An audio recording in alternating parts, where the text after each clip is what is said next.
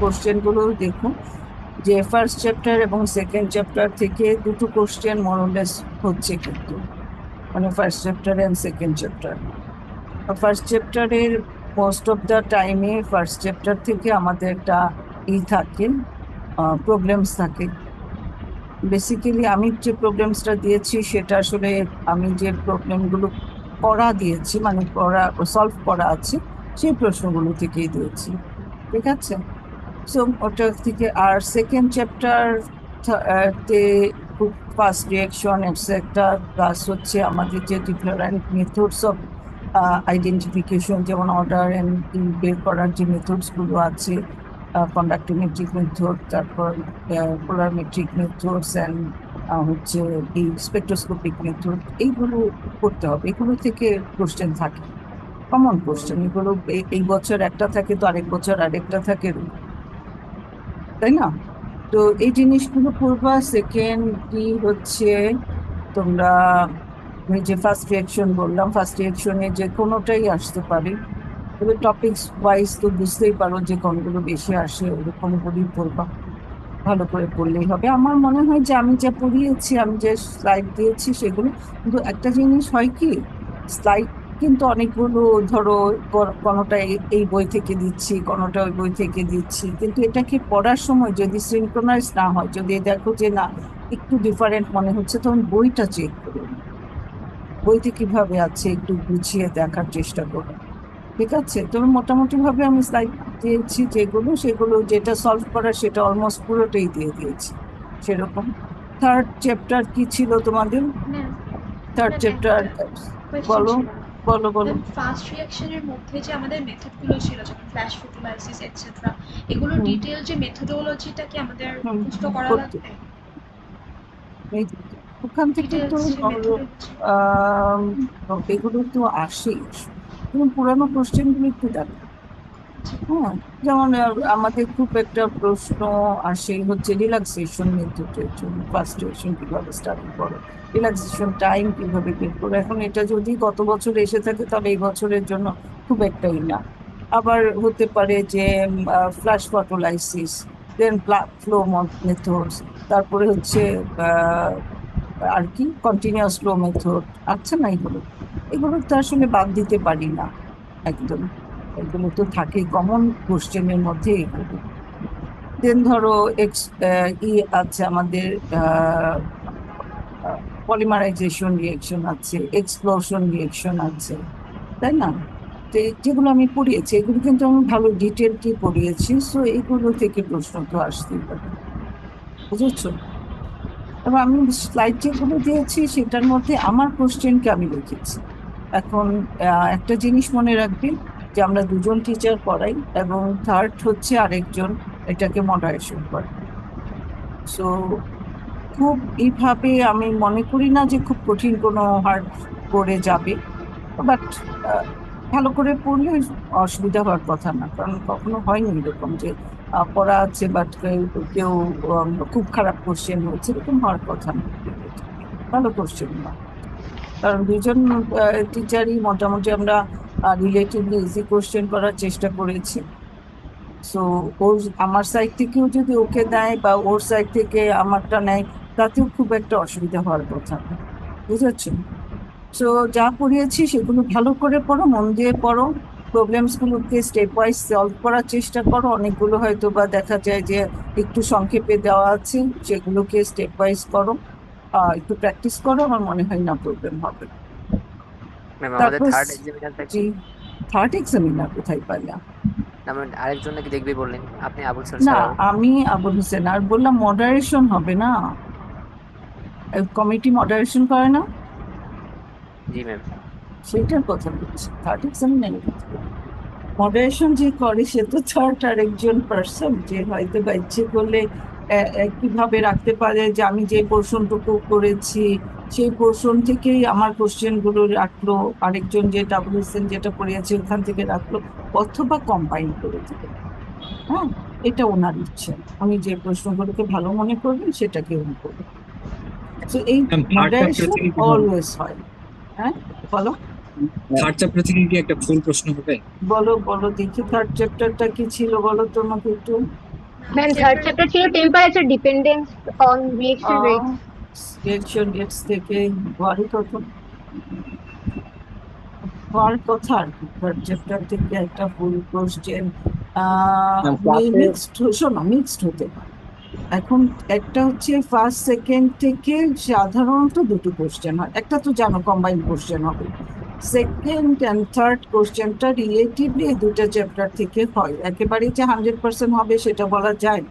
আমি হয়তো বা পড়লাম, কিন্তু এই যে বললাম যে মডারেশনের পরে কি থাকবে আমি বলতে পারি, কিন্তু আমি করেছি সেভাবে।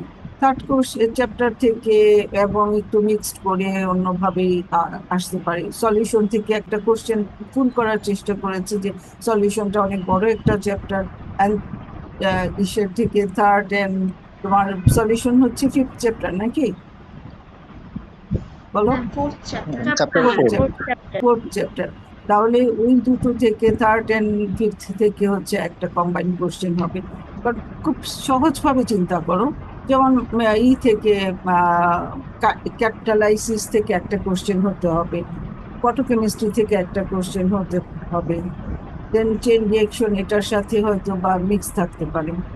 এরকম মোটামুটি ভাবে চ্যাপ্টার ওয়াইজ এখানে আমরা 5টা চ্যাপ্টার পড়িয়েছি, তার মধ্যে 4টা কোশ্চেন, বেসিক কোশ্চেন 4টা দেওয়া হয়েছে, আর হচ্ছে তার সাথে মিক্স তো একটা করতেই হবে, আর ওখান থেকে 3টা কোশ্চেন, একটা কমপ্লিট হচ্ছে মিক্সড আপ কোশ্চেন, যেটা 1 নম্বরের কোশ্চেন থাকবে। এই তো দেখো এগুলো ক্লাসে পুরানো কোশ্চেন দেখলে বুঝবে। বলো। ম্যাডাম চ্যাপ্টার 3 এবং হলো 5 মিলে চ্যাপ্টার 4 কে একটা ফুল সেট হবে, আচ্ছা, মানে এই এরকম ভাবে কি আমরা তোমাদের বাদ দেওয়ার কোনো ইচ্ছা আছে? মানে বাদ দিয়ে করবার ওরকম কোনো চিন্তা করতেছো? মানে কোনো একটা চ্যাপ্টার অমিট করবা এই চিন্তা করছো কি বলো? জি ম্যাম, সবগুলো জি ম্যাম। চ্যাপ্টার এটা বোধহয় রিস্কি হবে, এটা রিস্কি হবে। রিস্কি হবে এই জন্য তুমি কম বেশি পড়ে যাও। অসুবিধাটা কোথায়? কোন চ্যাপ্টার বোঝা যাচ্ছে না বলো? থার্ড চ্যাপ্টারের কনসেপ্টগুলো হচ্ছে বেশি হার্ড, মানে হচ্ছে রিলেটিভ। কোনটা বেশি হার্ড লাগছে বলো না শুনি।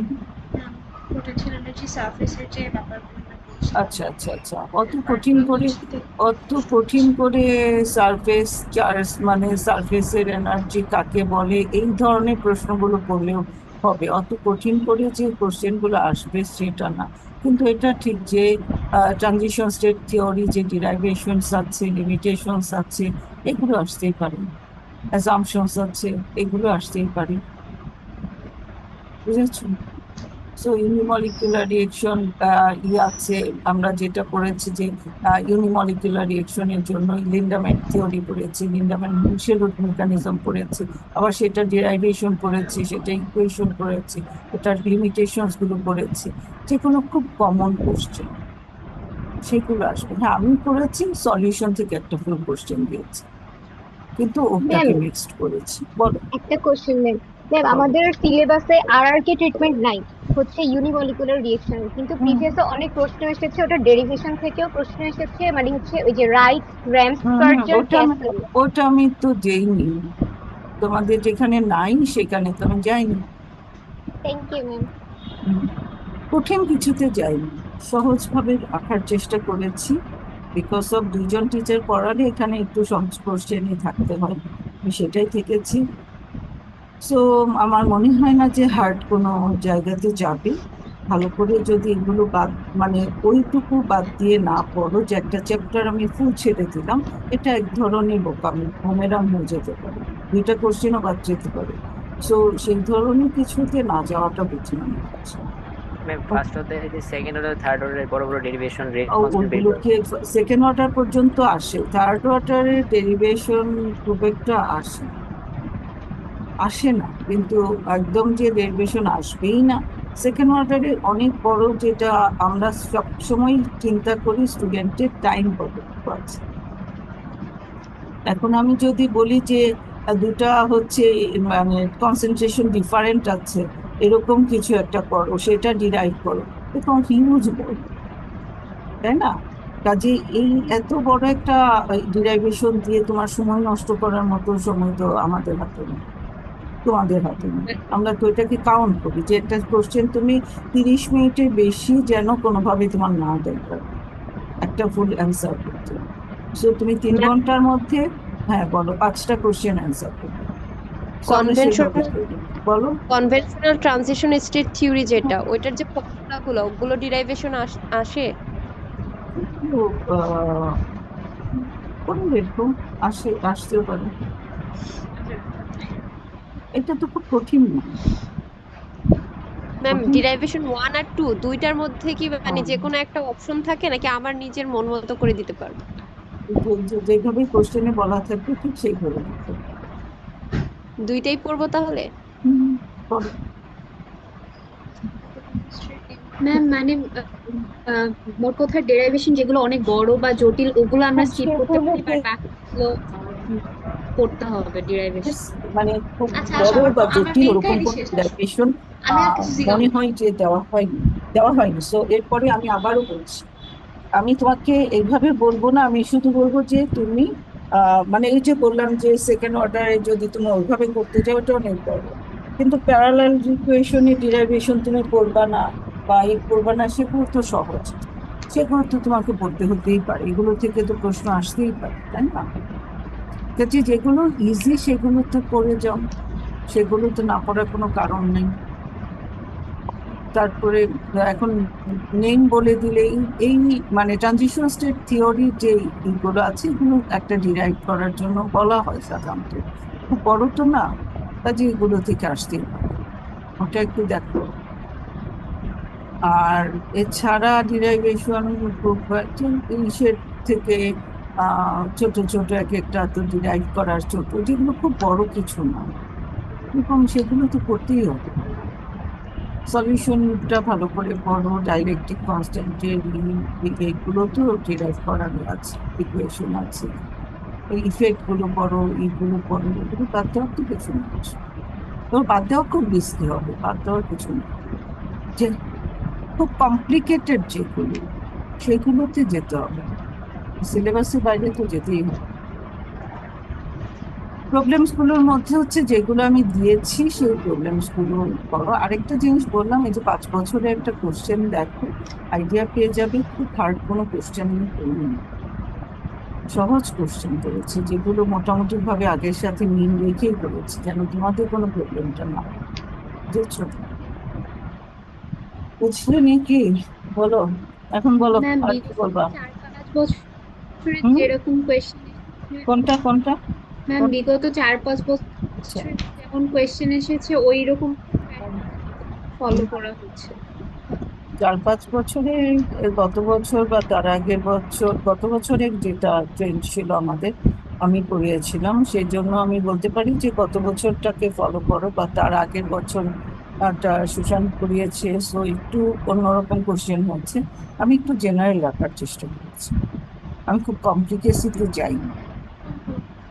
একটু বড় একটা পিকচার দিলাম, তারপরে সেটাকে একটু করো, এই জিনিসগুলোতে আমি যাইনি, আমি খুব জেনারেল ফর্মে যে কোশ্চেন গুলো থাকে সেই ফর্মে দিয়েছি। বুঝেছো? ওদের 4 বছর পড়লে ভুল হবে যে আমি 3 বছর বুঝে সুশান্ত পড়িয়েছে, সো ওর কোশ্চেন গুলো একটা স্টাইল ছিল, আমি হয়তো সেই স্টাইলটা ফলো করিনি, আমি তার আগে যারা করেছে সেই স্টাইল গুলো ফলো করেছি। জেনারেল ফর্ম বুঝতেই পারো যে জেনারেল ভাবে যে কোশ্চেন গুলো, একটা কোশ্চেন করা হয় 2টা 3টা 4টা কোশ্চেন থাকে, সেগুলোর উপরে কোনো যে একটা ডিরেক্টলি একটা পিকচার, একটা মোডে দিলাম, পিকচার মোডে দিলাম, তারপর এটাকে একটু এক্সপ্লেন করতে বললাম, করলাম একটা বেসিক একটা তোমাদের যেটা বলে এটাকে জাস্ট হয়তো একটা টপিকস বলে দিচ্ছি, তারপর কোশ্চেন করছি, এই স্টাইল, ঠিক আছে, জেনারেল স্টাইল। সো কমপ্লিকেটেড মনে হবে না কোশ্চেন, তো প্রিভিয়াস গুলোতেই করো। বলো বলো বলো। সেকেন্ড চ্যাপ্টারে এই যে ফ্ল্যাশ ফ্লো মেথড, বিভিন্ন মেথডগুলো যে হুম, ইনস্ট্রুমেন্টাল হুম, সেটা হুম। আছে, হ্যাঁ ওগুলো কি একটু পড়া দেখো, এখন তুমি যদি ফ্ল্যাশ ফ্লো মেথড বা এই বড় স্টপ ফ্লো মেথড, তোমার তো একটা ফিগারটা দিতেই হবে, কোনটাকে আমি কোন ধরনের কি বলছি এটা দিতে হবে না, যেহেতু তোমাকে একটু এক্সপ্লেন করতে হবে বা কি করতে হবে। Stop flow method, plug flow method. তো কোন ইনস্ট্রুমেন্টটাকে প্লাগ ফ্লো বলছি কেন, ওই ছবি ওইটুকু তো দিয়ে নিতে হবে, দিয়ে তারপর তুমি বাকি ম্যাম যেমন জি। স্টক ফ্লো মেথডে হচ্ছে বইতে আর আপনি যে স্লাইড দিয়েছেন ওখানে যে ছবিটা ওটা অনেক কমপ্লিকেটেড বড় একটা ছবি। আমি যদি স্টপ ফ্লো ওটুকু না মেথড, দিয়ে হচ্ছে যেই হ্যাঁ পার্টটুকুনের ছবিটুকু হচ্ছে মানে মেইন ইম্পর্টেন্ট আমার কাছে হ্যাঁ যে সিরিঞ্জটুকুন এন্ড দেন হচ্ছে মিক্স হচ্ছে যেখানে এই ওইটা পার্টেরটুকুন দাও, যদি স্পেসিফিক্যালি দেখাই। দাও। ওকে ডিপেন্ড করবে, তুমি যখন একটা কোশ্চেন, তুমি এই জন্য তোমাকে বললাম প্রিভিয়াস কোশ্চেন গুলো দেখো, তোমাকে সলভ করার চেষ্টা করো। যেগুলো এই হ্যাঁ এই 3 বছরের কোশ্চেনের থেকেও দেখতে পারো, আমি গত বছর বাদ দাও, তার আগের 3টা কোশ্চেনের আগের গুলোতে যাও, সেগুলোতে দেখবা জেনারেল ফর্মে কোশ্চেন আসছে, জেনারেল কোশ্চেন গুলোতে সলভ। স্টপ ফ্লো মেথড, এটাকে কি বলে, স্টপ ফ্লো মেথডটাকে তুমি এক্সপ্লেইন করো, এটাকে দিয়ে কিভাবে তুমি ই করবা, এটার অর্ডার বাই কিভাবে ডিটারমিন করবা, বা এটার কাইনেটিক্স কিভাবে স্টাডি করবা, সেরকম একটা মেথড দেখাও। তাহলে সেই মেথডটাকে এক্সপ্লেইন করতে যতটুকু পিকচার তোমার ছবিটা দরকার তুমি তত, বুঝেছো? অতিরিক্ত কিছু দেওয়ার সুযোগ নেই। একটা একটা কোশ্চেন, ব্রড কোশ্চেন গুলো 4 মার্কসের আসবে, সো তুমি একটা কোশ্চেন লেখার জন্য 10 মিনিট সময় পাবা, সেই জন্য তোমার যে ছবিটা দিয়ে তুমি মানে টাইমের মধ্যে শেষ করতে পারবে, তোমাকে সেই ছবিটাই, ঠিক আছে? ম্যাম 1 নম্বরে যে মিক্সড কোয়েশ্চেন গুলো হ্যাঁ আসে হ্যাঁ হ্যাঁ আর সেটটা ওইটাতে ম্যাম মানে কমন পাওয়া বা ভালো করার উপায় কি? ওখানে তো আসলে মানে যে কোনো চ্যাপ্টারের যে কোনো টপিক যে থেকে কোনো, আসে। অফকোর্স যে কোনো টপিক্স থেকে আসতে পারে।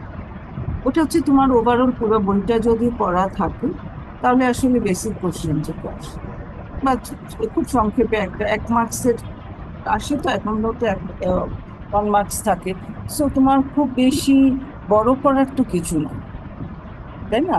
একদম যা প্রশ্ন চেয়েছে সেটার সঠিক অ্যান্সারটা কিভাবে হবে, বড় করার খুব স্কোপ নেই। যদি একটা হচ্ছে তোমার এক্সপ্লেইন বলে, এক্সপ্লেইনটাও সব 3, 4, 5 লাইনের বেশি হয় না, তাই না? মোটামুটি হচ্ছে ওরকম যে তোমার 14 মিনিটসের এখানে যদি তুমি 14 and 14 2 মিনিট করে একটা কোশ্চেন অ্যান্সার করতে পারো, কোনোটা হয়তো 1 মিনিটে শেষ হয়ে যাবে, কোনোটা হয়তো 2-3 মিনিট লাগবে। সো মোটামুটি ভাবে কোশ্চেনটা এমন করেই করা হয় যে 14 মার্কস 28 মিনিট লাগবে, সো 28 মিনিটের জায়গায় 30 মিনিটের মধ্যে তুমি এটা যেন শেষ করতে পারো। সো ইলাবোরেট করার কিছু নেই, এটাকে ma'am to the point answer দিতে হবে, ভুল করা ম্যাম যাবে না। জি বলো। পলিমার, পলিমারাইজেশন থেকে কিরকম কোশ্চেন আসতে পারে? পলিমারাইজেশন থেকে কোশ্চেন, যেমন পলিমারাইজেশন নিয়ে কাইনেটিক্স গুলো আমরা একটু পড়েছি, সেগুলো ডিগ্রি অফ পলিমারাইজেশন কিভাবে করবে এইগুলো পলিমারাইজেশন আমি পড়েছি, তো কাইনেটিক্স দেন